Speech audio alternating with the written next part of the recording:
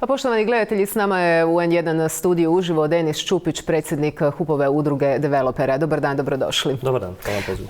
Ova borba za likvidnost Agrokora koju intenzivno pratimo, naravno dobra vijest će biti ako krajem ovog tjedna stigne ova prva tranša od banaka, ovih oko 150 milijuna eura. Međutim, postoji drugi načini da se pomogne likvidnosti. Što je s nekretninama? Pa upravo to je jedan skriveni potencijal Agrokorovog koncerna. Naime, ako pogledate samo i bilancu Konzuma, u bilanci Konzuma se vidi da je pretežiti dio imovine u toj bilanci su nekretnine.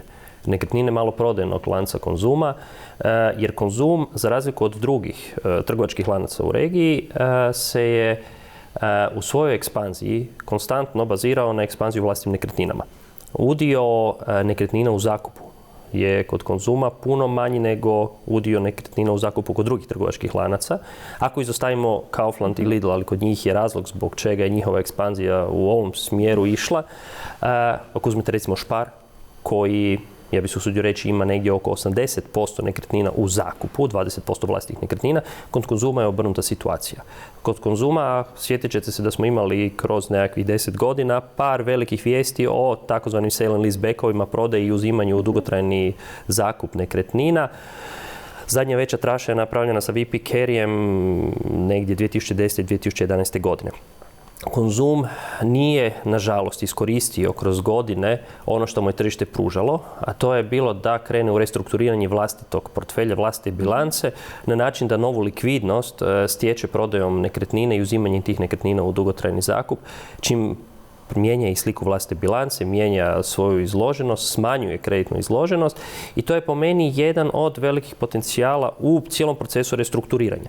Naravno da to nije proces koji možete pokrenuti i riješiti unutar mjesec dana. Treba ga strukturirati, treba ga staviti na zdrave noge, treba ga segmentirati. To je recimo ono što sad vidite sa prodajom portfelja banaka. Događa nam se to da Hrvatska još uvijek nema strukturirane procese u prodaji većih portfelja ili u prodaji portfelja sa većim nekretninama unutar sebe. Pogotovo zbog toga jer su nam portfelji vrlo disperzirani po tipologiji, po pravnim odnosima unutar portfelja.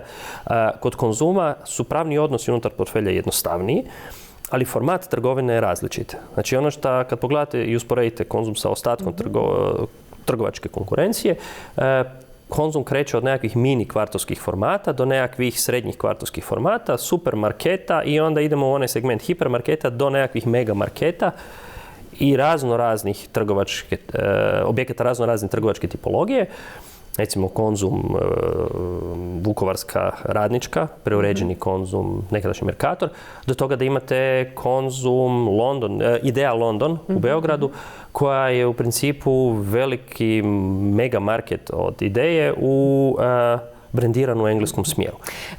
Što će se dogoditi sa dijelom tih trgovačkih lanaca u regiji? Naravno da je konsolidiranje trgovačkog lanca i poslovanja Konzuma izuzetno važno. Imamo Ideju u Srbiji, imamo Mercator.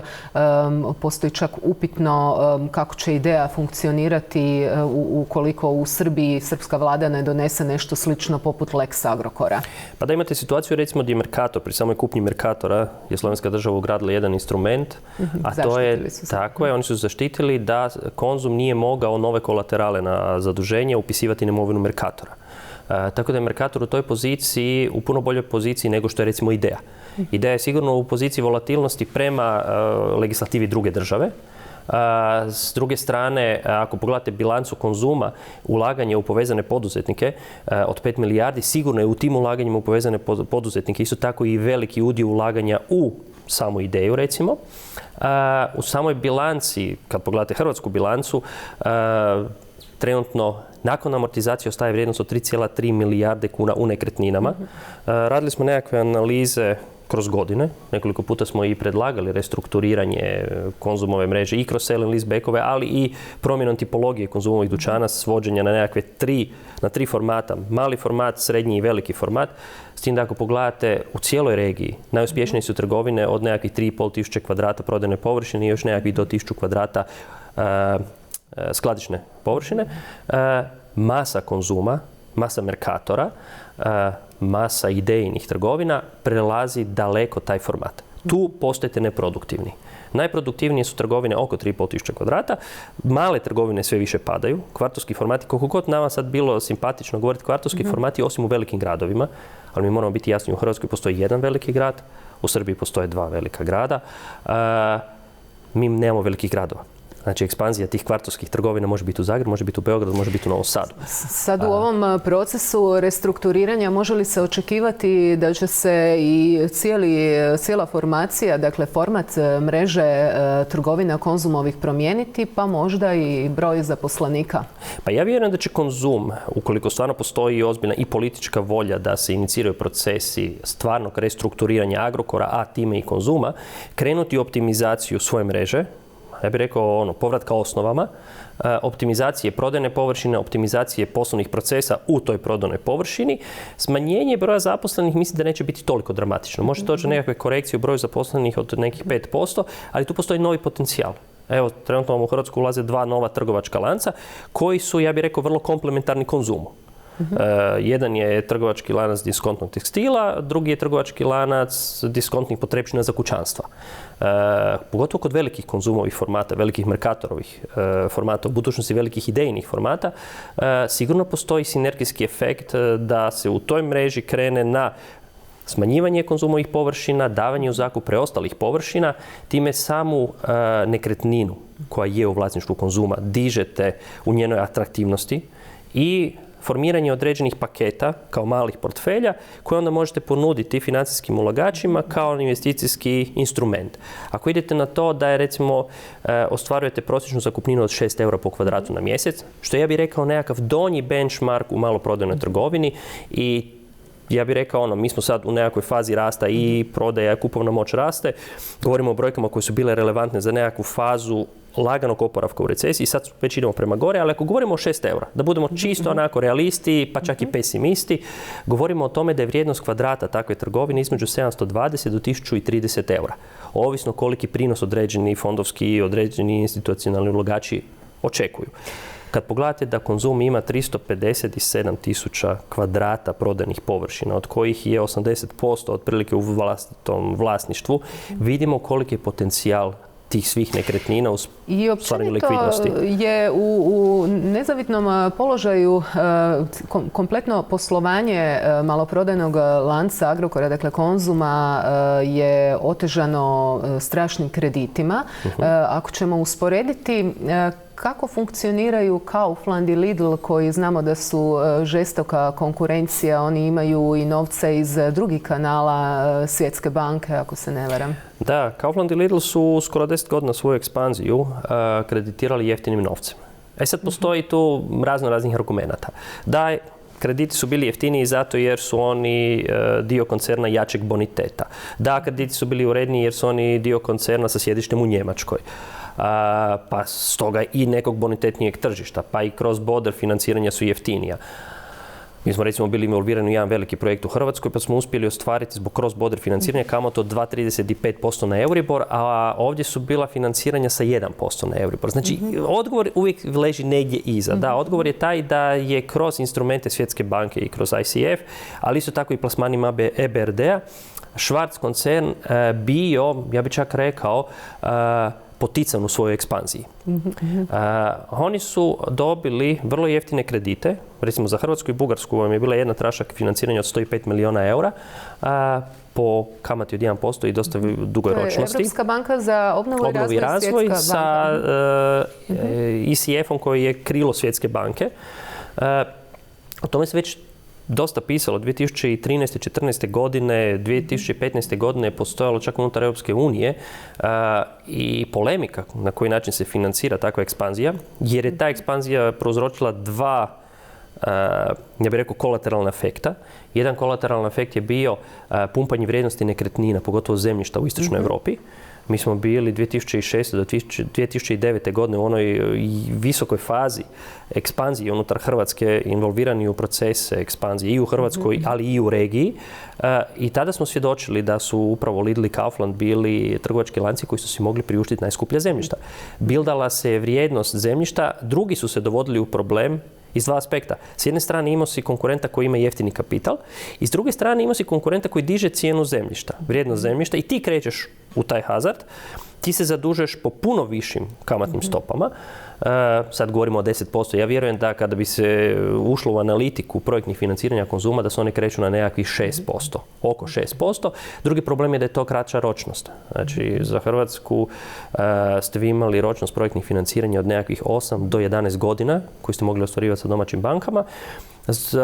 A s druge strane imate konkurente koji dobivaju povoljna međunarodna financiranja sa kamatnom stopom od 1% i sa ročnosti od 15 do 17 godina. Pristup poslovanju u tom maloprodajnom dijelu isto tako prilično različit. Agrokor se širio u raznim smjerovima, čak i previše.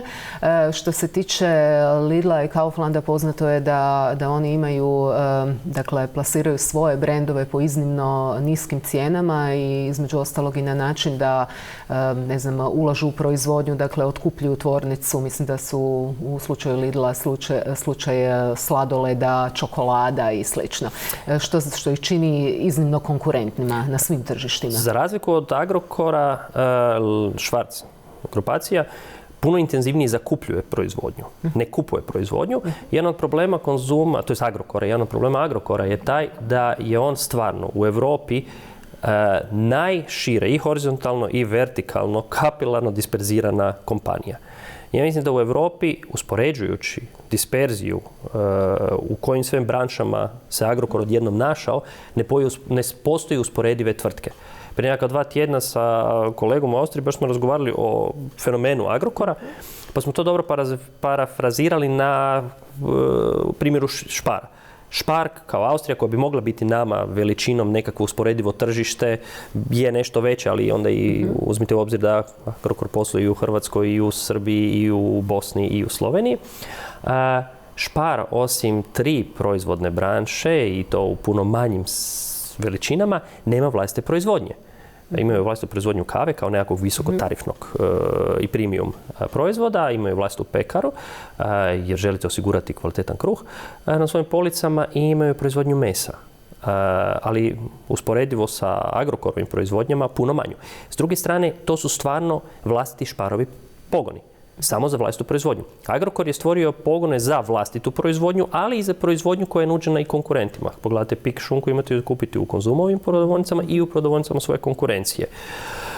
Vjerujem da je u jednom trenutku i to je iskorištavano kao prebrađavanje likvidnosti. Jeste imali druge trgovačke lance koji vam plaćaju, dolazi friška likvidnost u Agrokorove tvornice. S druge strane imate Konzum koji je imao puno dulje rokove plaćanja, ali ste opet s druge strane imali cijenu te robe kad ste ugovarali količine sa Konzumom koja je bila za 10-15% viša od cijene kada ste ugovarali sa drugim trgovačkim lancima. To se dogodilo i našim drugim proizvođačima. Da je Konzum bio generator njihovih bilanci, generator njihove ebite, jer su njima prodavali po puno većim rabatima i rucom. S druge strane, drugim trgovačkim lancima su bili spremni davati i dampinške cijene, samo kako bi osigurali likvidnost, kako bi osigurali brži dotok kapitala. I sad u ovoj cijeloj, ja bih rekao, spirali koja se događa, važno je očuvati stabilnost Konzuma iz jednog aspekta, a to je ako želimo spriječiti bilo kakve sinergijski negativne učinke na šire gospodarstvo u proizvodnji i u distribuciji, moramo očuvati mogućnost svim našim proizvođačima da i dalje plasiraju robu prema Konzumu. Najvjerojatnije će se dogoditi u Konzumu određena korekcija cijena i rucova. Baš sam htjela pitati što ova kriza zapravo tu znači za konkurenciju. Mislim, dobavljača je jako puno, mislim da do 10.000 je OPG-ova. Oni zapravo i nemaju puno prostora za alternativu kome isporučivati robu. Agrokor je golem kupac. Upravo to. I s druge strane, naši dobavljači su disperzirani, fragmentirani. Imate nekoliko distribucijskih tvrtki, neke su čak i u suvlasništvu Agrokora, što je u principu isto bila opet sinergijski efekt koji je Agrokor stvarao, da stvara vlastite tvrtke koje distribuiraju Konzumu, ali i konkurenciji, pa se tako i likvidnost prema tim OPG-ovima, tim proizvođačima stvarala. Suradnja koncerna i malih gospodarstvenika. Što nije negativno, a njima se omogućavalo da plasiraju robu u Konzum sa boljim financijskim uvjetima. pozitivan primjer koji se nama događa je to da u Hrvatskoj ide u finalnu fazu zakon o sprječavanju nepoštene trgovačke prakse, što će sigurno u jednom dijelu postaviti pravila igre kakva su u cijeloj Europi. Takav zakon postoji u 20 zemalja članica Europske unije, negdje zakon, negdje uredba, negdje kodeks, što je sigurno pozitivno, jer naše proizvođače, naše dobavljače, pogotovo manje... Određeni postotak, kako se ne vara, 40%? Ne, to govorimo kolokvijalno, znači ne postoji mogućnost postotno uvjetovati koliko police morate imati, ali na ovaj način barem stvaraš jednake uvjete za vlastite i za velike međunarodne i stavljaš manje u nekako bolji, barem djelomično bolji položaj. Šta će se dogoditi? Ja se pribojavam. Pratimo određene parametre koji se događaju na tržištu iz drugog segmenta, zato jer smo mi kao developeri uvijek ovisni o kupovnoj moći. Involviramo se u nekoliko shopping centara gdje ti je vrlo bitno da kupovna moć cijelog stanovništva zemlje ne pada. Izloženost konzuma prema Agrokora, prema cijelom gospodarstvu je visoka. Tu je taj povezani lanac koji ste sama dobro spomenuli. Kada bi se dogodilo da konzum u jednom trenutku nestane, da zbog svoje nelikvidnosti zatvori mu se lanac opskrbe, svi naši proizvođači bi bili ispred zida i imali bi samo dvije varijante. Forsirati izvoz. Za izvoz smo mi još uvijek, i to vjerujem da nespremni. Opet, kao developer gledam to iz onog aspekta da mi u Hrvatskoj nemamo nijedan logistički centar. Vi samo odite u Mađarsku, odite u Srbiju, odite u bilo koju zemlju okruženja. Mislim, to se pokazalo i u ovom dosadašnjem procesu gdje su mnogi morali zatvoriti vrata u slučaju manjih OPG-ova, jednostavno zato što su se orijentirali na jednog kupca koji im je kasno plaćao. Dakle, nisu pronašli alternativu u izvozu, primjerice. Tako je, ali da bi mogli poticati izvoz, moramo stvoriti izvoznu infrastrukturu. Mi izvozne infrastrukture nemamo. Mi smo ubili svoje željeznice. Zato mi je sad isto, ja sam prije da je gospodin Hajdaš je krenuo u komentiranje odluka i zakona. A s druge strane, on kao ministar prometa 4 godine nije stvarao logistiku. HŽ infrastrukturu smo recimo ubili. Hrvatska ako želi stvarati izvoz, moramo imati izvoznu infrastrukturu. Možda se najbolje pokazuje kod kontejnerskog terminala, evo konkretno riječkog, koji jednostavno među ostalima, ali imate niz gradova u kojima ste jednostavno ubijali infrastrukturne projekte. Recimo primjer Varaždina, on se jučer isto referirao na Varaždin, gdje je povučena HŽ infrastruktura iz Varaždina u Koprivnicu, a recimo to su gradovi koji mogu biti izvozni hubovi upravo za poljoprivredne proizvode. Jer ako vi pogledate, nama je tržište Austrije, nama je tržište Njemačke, tržište na koje naši proizvođači mogu krenuti. Ali oni ne mogu krenuti sami. Ako imate proizvođača sa, 50 hektara ili 10 hektara zemlje, on ne može ući, on može ući u 2 male trgovine u Austriji. Ali ako imate infrastrukturu gdje oni kroz organizirani nastup mogu kroz određene veće otkupne centre koji naravno kroz pametnu politiku države mogu biti poticani. To radi cijela Europa. To su radili upravo tako da bi poticali europsku robu prema Hrvatskoj, a mi smo sve to slijepo gledali. Svi poslovni modeli u Europi i u svijetu postoje, samo ih treba pametno prepisati. I sve ovo što se sad događa, ja vjerujem da će biti dobra škola našem gospodarstvu, dobra škola našem stanovništvu, jer ja se ne libim uvijek reći da mi još uvijek u svojim glavama nismo izašli iz mindseta državnih poduzetnika kako smo imali u socijalizmu. Naš socijalizam u bivšoj Jugoslaviji je bio relaksiran. Evo, sad država fino pomaže, mislim da s razlogom. Svaka država pomaže. Evo, Poljska vam je najbolji primjer. Poljska je zemlja u kojoj država vrlo intenzivno pomaže domaćem gospodarstvu. Austrija isto tako. Mi smo recimo vrlo involvirani u segment nekretnina i o tome smo već jednom i razgovarali. Austrijska država, Poljska država protežiraju svoje. Kroz pametno zakonodavstvo prvenstveno protežiraš svoje. Baš smo o tome razgovarali s kolegama, pa recimo i talijanski primjer Parmalata, isto tako gdje je država spašavala tvrtku. Pa ja bih čak rekao nije spašavala tvrtku. Spašavala je nekakav širi efekt ili šire gospodarstvo. Propast Agrokora ne bi bila velika drama, ali bila bi drama. Propast Agrokora sigurno u nekakvoj perspektivi, znači da idemo i kroz postupak stečaja. Izgubilo bi se nekakvih 60 ili 50% vrijednosti Agrokora, ostatak vrijednosti bi ostao, jer tvornice su tu. Za tvornicu ćete uvijek naći kupca. Za tvornice ćemo uvijek doći neki ulagači koji će te tvornice preuzeti. bildati ih prema izvozu, prema nekakvim jačim tržištima. Ali ono što bi se nama dogodilo i gdje bi sigurno bila nekakva, ja bi se usudio reći, malo onako poetski drama u gospodarstvu, je ugrožavanje kupovne moći stanovništva. Sjetite se pozitivnog efekta koji je napravio zakon o konverziji kredita u švicarcima. Tada se relaksirala kupovna moć stanovništva i odjednom ste imali jedan pozitivan efekt da je promet u maloprodaji porastao za nekakvih 15% u roku od 3 mjeseca. Sad sam mislio samo kontraefekt. Kako ocjenjujete da će se sad stvari kretati kada je riječ o prodaji u Konzumu? Evo, postoji u javnosti cijeli niz apela spasimo Konzum, spasimo radna mjesta.